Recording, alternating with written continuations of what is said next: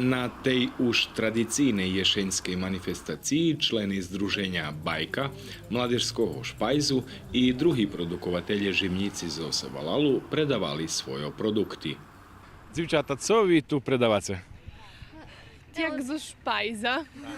Domaći Direktno. produkti bez konzervansov, bez takih aditivov, všetko prirodne. Sok i mađuni i tu daka želenjava zakvašena.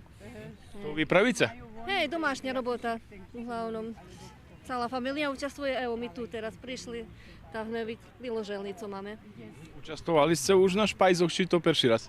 Evo, perši raz, ale boli sme na tým Dňu paprigy. My isto sme boli, tá, evo teraz nám perši raz špajz. Máme všetkoho, od ručných robotoch do želenjavoch. Všetko pokazané u duncoch, po tých, potrudili sme, da bude veľo, da bude rižnorodné i da bude bar smačné.